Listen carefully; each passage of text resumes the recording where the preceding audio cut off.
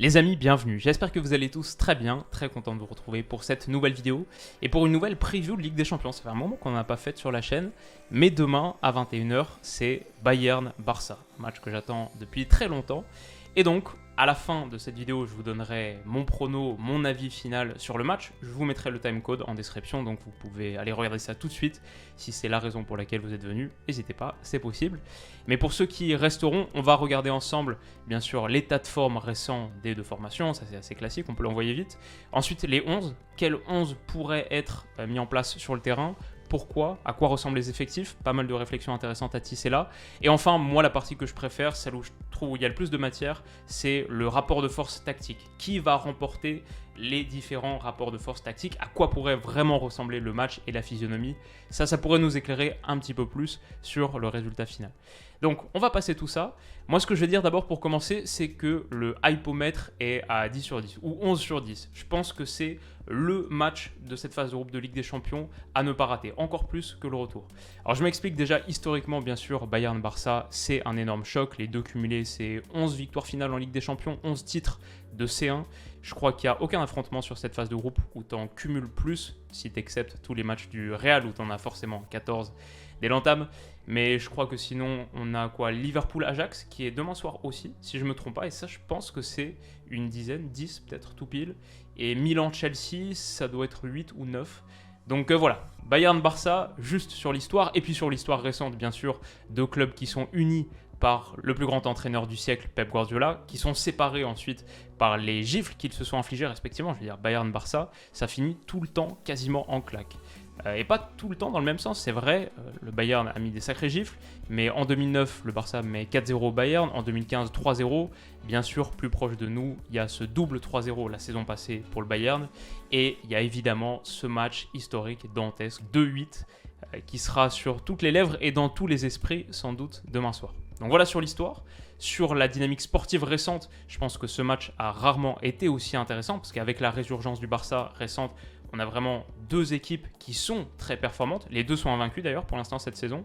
Et les deux sont des prétendants absolus à la victoire finale en Ligue des Champions. Les deux sont dans le top 6 des cotes, je crois, si on regarde les bookmakers. Donc ça, c'est une chose. Et on va dire aussi, ce groupe de Ligue des Champions est coriace. C'est le groupe de la mort avec l'Inter. Donc c'est pas comme si on avait le Bayern et le Barça nettement au-dessus des deux autres équipes du groupe qui pouvaient se permettre quelque part un petit faux pas. Non, faux pas, on va pas dire interdit, mais fortement découragé.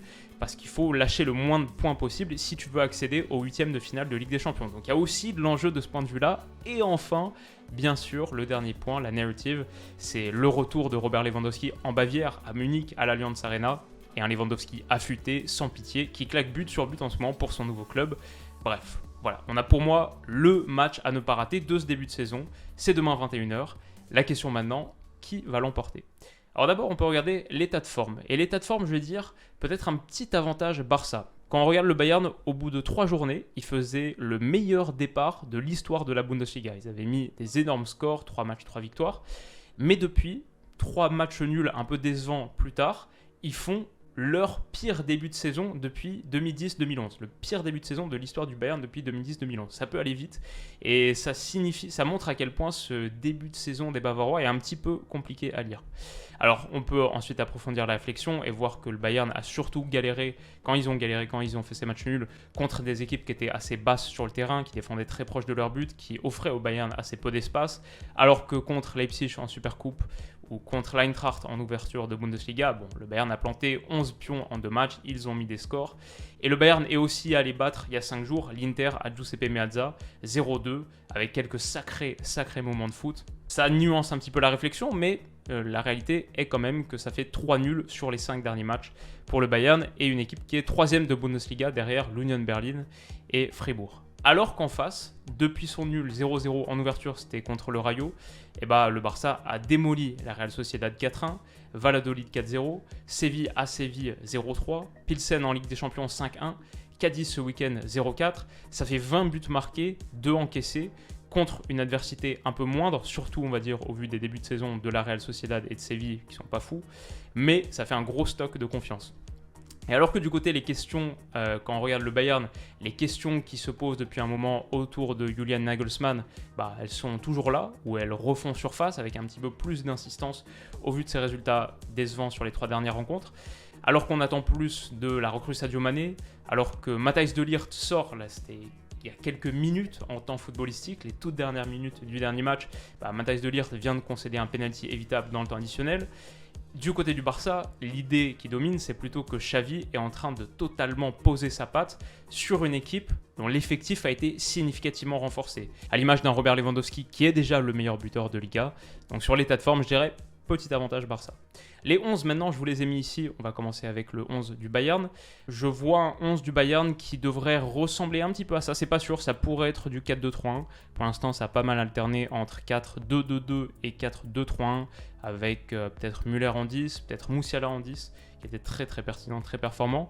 Derrière, je pense que ça devrait être Hernandez de Ligt. Quoi qu'il en soit, on aura une défense à 4, ça c'est 95% sûr. Et je vois Hernandez de Ligt. Upamecano offre pas trop de garanties en ce moment, on peut faire de grosses erreurs, ce serait sans doute un risque de le mettre là face au Barça. Donc je pense qu'on peut s'attendre plutôt à ça. Ça va être un match crucial pour De Ligt, ça c'est sûr. Comme on l'a dit, il sort d'une bourde en fin de match contre Stuttgart. Est-ce qu'il est au niveau des grands matchs de ce continent? Finalement, on ne le sait pas trop, parce qu'à la Juve, ça s'est pas si bien passé que ça. Et est-ce qu'il va remporter son duel contre Lewandowski? Voilà, il y a un gros match dans le match, je trouve, dans cette zone. Et un gros match à faire pour Matthijs de Ligt. Davies, évidemment, un joueur très très attiré vers l'avant, aussi pour rentrer intérieur. Pavard, a priori, ça va moins monter, un petit peu plus pour protéger de ton côté. Ensuite, dans l'entrejeu, il y a quand même un gros truc, c'est Kimmich, ça ok, il n'y a pas de souci, il sera là à 100%. Qui à ses côtés? Goretzka est revenu, mais à quel niveau de performance? Parce que Sabitzer fait vraiment un bon début de saison. Je pense que c'est un des gars qui donne satisfaction côté Bayern, et moi je vois plutôt une paire Kimmich-Sabitzer commencer contre le Barça. Je pense que ce serait plus dans la logique des choses. Gnabry, c'est l'autre élément qui est en difficulté en ce moment, et du coup, je pense qu'il commencerait sur le banc. Maintenant, il reste la question donc de ce quatuor offensif. Voilà, je ne suis pas certain que ce sera ce quatuor de cette manière-là. Par contre, je vais dire, je suis à peu près certain que les 4 vont démarrer. Musiala revenu au top, bien sûr, ça c'est un très très gros truc et une vraie satisfaction pour le Bayern, comme Sané. Je pense Sané qui fait un bon début de saison. J'ai pas tout vu du Bayern, mais mon impression c'est que il est parti pour faire une belle saison et ça c'est quand même un point positif. Qui sont tes impact subs? Je trouve qu'il y en a un petit peu moins qu'au Barça. Quand tu regardes l'effectif du Barça, juste ici, déjà on va parler de ce 4-3-3, mais Fati, De Jong, Kessié. Avec ça, je pense que tu as tes 3 premiers remplaçants. Je pense que Garcia, ça se tape avec Christensen. C'est pas encore établi. Il y a des choses qui sont envisageables, mais si je devais parier, je dirais que c'est un 11 qui ressemblerait grosso modo à ça. La chose qui saute aux yeux, pour moi, quand on regarde le Barça, c'est bien sûr ce trident offensif qui est en hyper performance en ce moment. Dembélé, c'est top. Rafinha, c'est top pour tellement de raisons. Lewandowski, est-ce qu'on a vraiment besoin d'en parler? Je pense qu'au-delà de ses buts, ce qui m'interpelle, parce qu'on en a parlé dans une analyse à l'époque, quand on disait, Thomas Müller disait à propos de Robert Lewandowski, il prend presque autant de plaisir désormais à donner une passe décisive qu'à marquer un but. Ça se voit sur le terrain, pas plus tard que ce week-end. Et ça, c'est quand même assez notable. C'est la preuve d'un collectif qui fonctionne bien, d'une ligne offensive partageuse, généreuse, d'un groupe qui vit bien. Franchement, bel effectif du côté du Barça. Et ça pourrait faire mal au Bayern. Cette ligne offensive pourrait faire très mal au Bayern, avec de la vitesse sur les côtés, avec une équipe qui étire au maximum sur la largeur. Attention au Barça, sur tous ces points-là. Ok, donc on a parlé des tendances récentes, et là je dirais léger avantage sur la confiance qui a été développée pour le Barça. Ensuite, on a parlé des 11, franchement c'est kiff-kiff, mais comme le Barça peut faire un petit peu plus d'impact avec ses remplaçants, je pense, je dirais tout léger avantage Barça. Maintenant, on va passer au rapport de force tactique. Qui va remporter la bataille tactique? Déjà, quelle est la bataille tactique? Autour de quel point est-ce qu'elle va s'articuler? Là, on pourrait parler d'un million de choses et on le fera dans l'analyse d'après-match qui sortira 1 heure après le match, demain soir en gros, vers minuit. Mais pour moi, il y a vraiment un rapport de force principal, c'est la possession.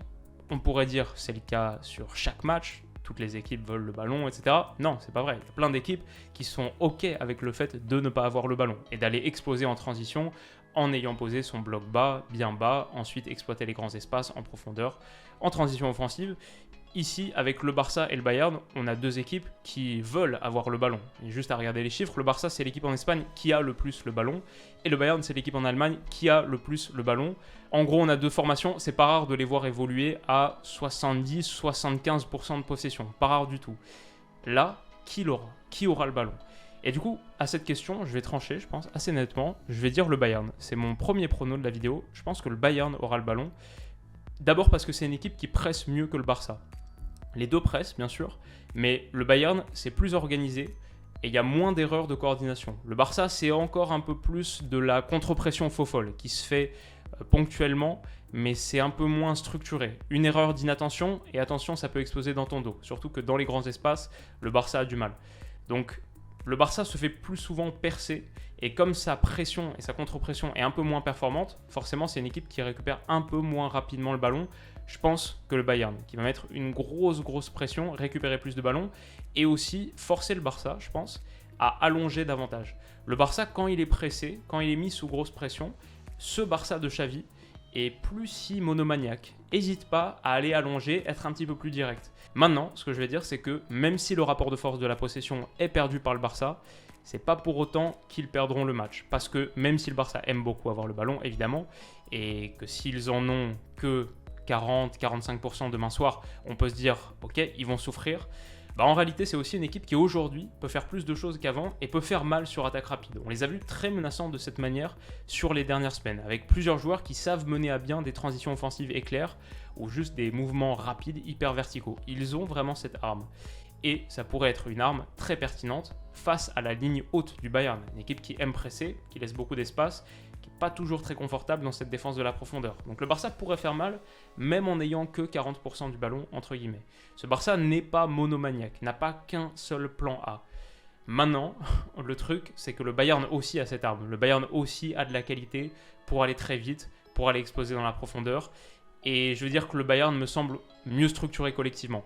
Quand le Barça, en bout d'action par exemple, vise plutôt à faire des isolations et à voir ses joueurs de côté qui attaquent en 1 contre 1, le Bayern a une qualité de combinaison, notamment dans la densité, dans l'axe, qui donne parfois des séquences assez époustouflantes. Voilà, c'est normal. Le Bayern, même si c'est ce Bayern de Nagelsmann qui n'a pas encore totalement trouvé son rythme de croisière, qui n'est pas encore parfaitement rodé, ce Bayern a les mêmes cadres depuis longtemps et joue un foot de pression qui est abouti, qui est bâti sur des années de répétition. Ce qui est produit collectivement, ça me semble juste plus mature que ce que le Barça fait, mais c'est normal, le Barça le fait depuis beaucoup moins longtemps. Le Bayern est tout simplement un peu plus avancé dans son projet de jeu, et je pense que tactiquement, ils sont un petit peu plus au point que le Barça.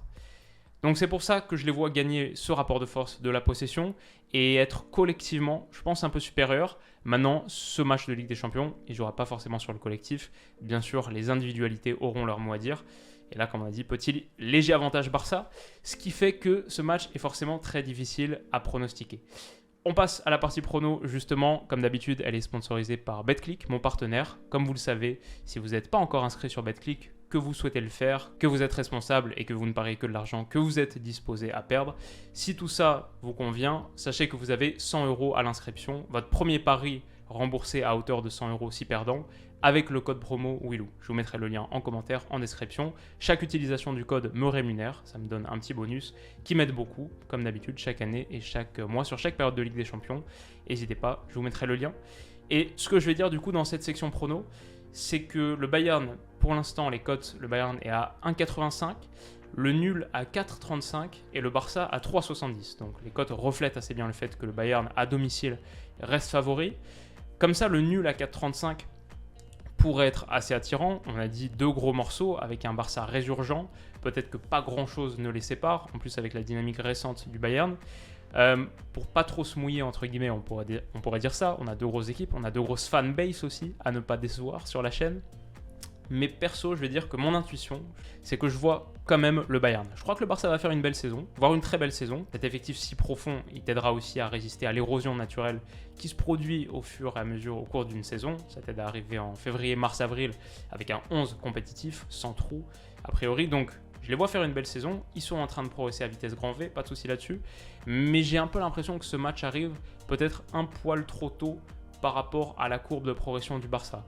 Peut-être que si on essaie de sortir un peu de la culture de l'instant, c'est pas vraiment le bon terme, mais à quel point on est focalisé sur ce qui est fait de bien aujourd'hui, quand on regarde la tendance récente, la dynamique récente du Barça, peut-être qu'avec tout ça, on oublie un peu ce qu'est le Bayern. Peut-être qu'on oublie un peu ce que c'est d'aller à l'Allianz Arena, un stade et une ville dans laquelle le Barça n'a jamais remporté le moindre match.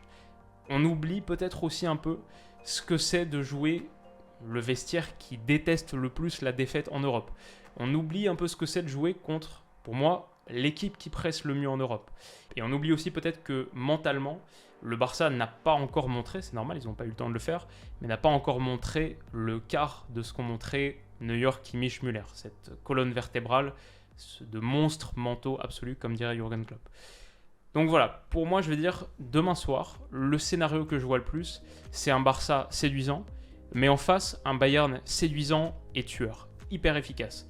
Et donc un résultat qui, à mon sens, va faire grandir le vestiaire barcelonais, mais ne sera pas forcément considéré comme un résultat positif là tout de suite. C'est un match peut-être où les observateurs mesureront le chemin qui reste encore à accomplir, qui reste encore à faire pour ce Barça-là. En mode, ok, cette équipe-là est très bonne, mais ils ne sont pas encore arrivés. Il reste un petit peu de chemin à accomplir. Parfois, j'ai l'impression qu'en foot, on se laisse un peu prendre par la dynamique du moment, ce qui est normal. Les dynamiques, elles sont hyper excitantes. Ce Barça, j'ai envie de regarder tous leurs matchs. Mais j'ai aussi l'intuition qu'en Europe, quand retentit la musique de la Ligue des Champions, généralement, la dynamique du moment, elle passe un petit peu au second plan. Et ce qui reste, c'est les acquis solides et durables qui sont construits depuis des années.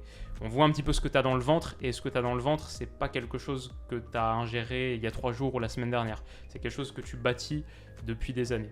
C'est mon intuition, puisqu'on me le demande, puisque j'en fais une vidéo. Et du coup, je vais dire victoire du Bayern. Je me mouille, je vais dire victoire du Bayern demain soir. Alors les Barcelonais dans les commentaires, ne m'en voulez pas. Si demain on débrief une large victoire du Barça sur la pelouse du Bayern, ça voudra forcément dire qu'on aura eu un match fou, hyper excitant. Donc je veux dire, ce sera avec le plus grand plaisir. Moi, je suis un neutre total. Mais voilà, si vous pensez l'inverse de mon avis, de ma petite intuition qui vaut pas grand chose, vous avez aussi la cote nul ou Barça à 2, ce qui veut dire pas mal de choses, à bon entendeur. Donc voilà, on s'arrête là pour aujourd'hui. J'espère que cette vidéo vous a plu. Si c'est le cas, n'hésitez pas à mettre un petit pouce bleu. On se retrouve très vite pour la prochaine. Prenez soin de vous et de vos proches et bon match. Bisous.